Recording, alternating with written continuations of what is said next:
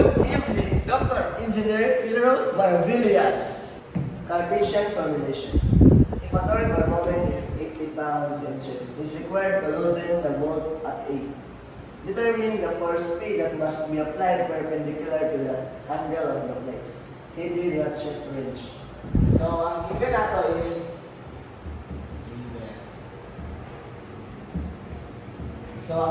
is the moment applied niya, MA, is equals to 80 pounds per inches. Ay. And then, ato ang vertical offset is 0.75 Inches. And then, ang ato horizontal component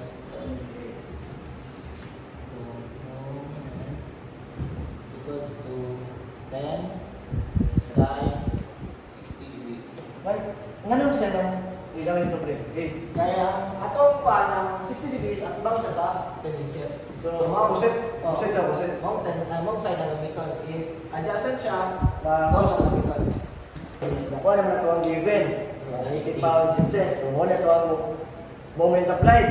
So, atong gablakan karon is ang pagkuha sa horizontal span. So, i-add up lang nato ang length. So,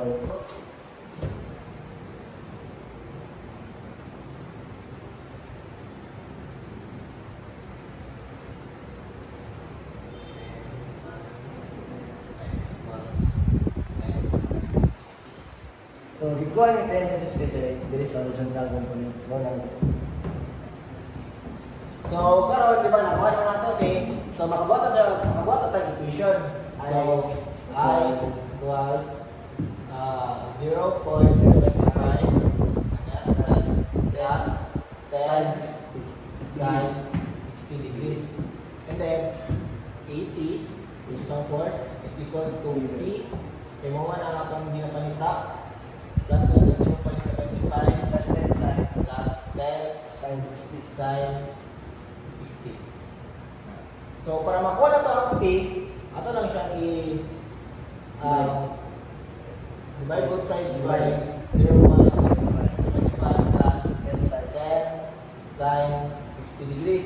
Talipod, 0.75 plus 10 sine 60.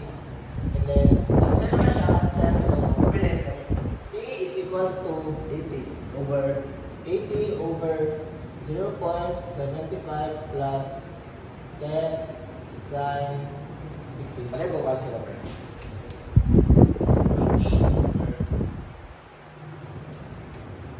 So, ang answer is 8.5 pounds.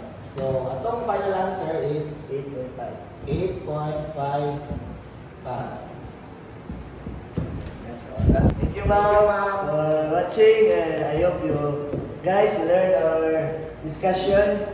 So don't forget to Follow, like, and click the Subscribe. notification bell. Click the Bye. Bye.